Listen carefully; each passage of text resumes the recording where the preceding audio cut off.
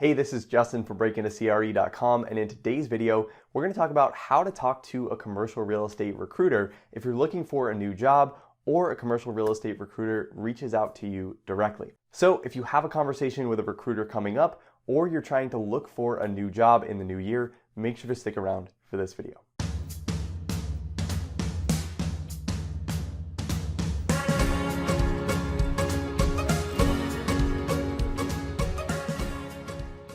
Now, if you're new here, on this channel, we talk about real estate investing careers and real estate financial modeling. So if you're looking to break into commercial real estate or you're looking to advance your current real estate investing career, make sure to subscribe and hit that notification bell as well. Now, when you're looking for a new job in the real estate investment industry, commercial real estate recruiters can be a huge help in the process, but you have to know how to communicate with them and how to make sure that they're on your team and advocating for you for the job that you actually want. So with that said, in this video, what I want to do is give you 3 of my biggest tips for actually talking to a commercial real estate recruiter on the phone. If you get a LinkedIn message or an email from them, how to actually have that conversation on the phone and what some questions are that they might ask you and how you can respond to those questions. So the first thing that I would recommend before you get on the phone with a commercial real estate recruiter is to make sure that you have clarity on the role before you actually get on the phone.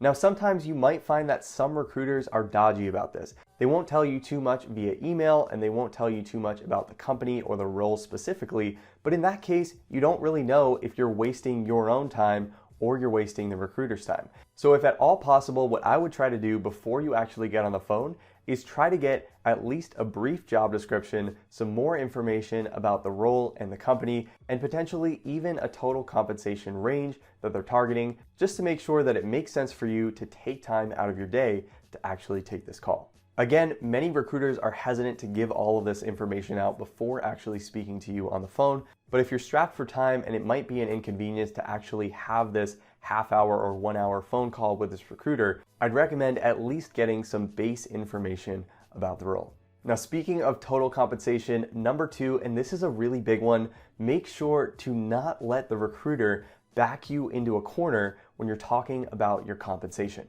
Oftentimes, what you'll see is that recruiters will actually ask you straight out, what are you making right now?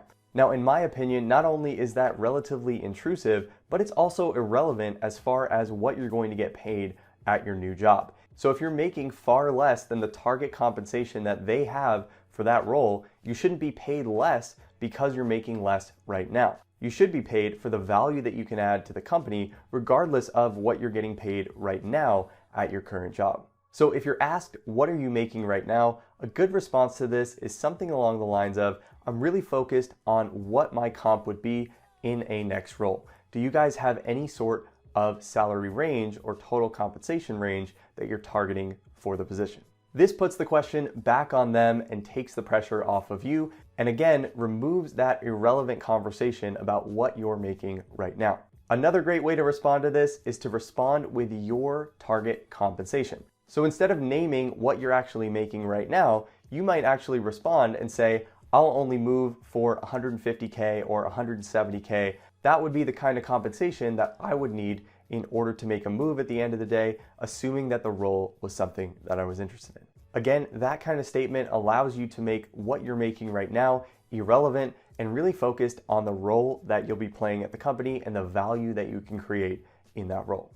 Now, once you have an idea of the role and the position that you'd play in that company and the total compensation that you might expect, and you're interested in both, the last step of this is to really make sure that you're telling your story in a compelling way. So remember that recruiters are paid when they actually place talent in a role at a company, meaning that they don't want to waste time with someone who is not going to be the right fit for the role, and they especially don't want to bring the wrong candidate into an interview with a hiring manager. So if you've decided that this is a company and a role that you actually want to take, make sure you can craft your story about your background and your experience in a way that makes it a no-brainer for you to be the right person for the role. And if you do that successfully, the recruiter is going to be much more likely to introduce you to the company or the hiring manager that can actually get you in front of the decision maker that can decide if they want you for the role or not. Now, there's one more tip I want to add here, and this actually comes after the conversations with a recruiter,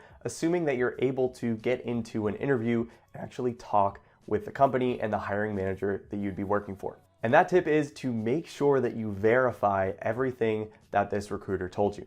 If this recruiter thinks that you are a good candidate and you may be interested in taking the role, they may try to actually sell you on that role. Now, I've found myself in situations where a recruiter has tried to sell me on a role, and then I actually get into the interview and I find that the role was actually very different than the one that was described to me by that recruiter, which ultimately wastes my time and also wastes the time of everyone in that interview room. So at the point that you do get into the interview, oftentimes this is the first time that you're able to talk to this group, but make sure that you verify everything that was told to you by that recruiter, because it may not be 100% accurate. And the last thing that you want to do is accept a job offer that may not be exactly what it was sold to you as by someone outside of that company. So those are really the big things that I would recommend for communicating with commercial real estate recruiters. Now, we're really heading into a busy hiring season. January through March is often the time when you'll get a lot of messages and phone calls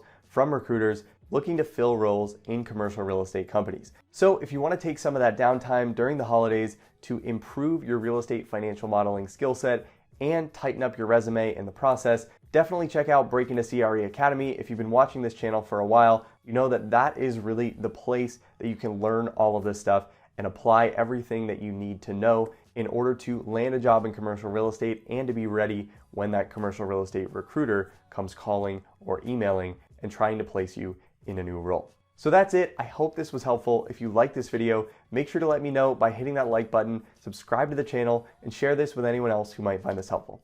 Thanks so much for watching, and I'll see you in the next video.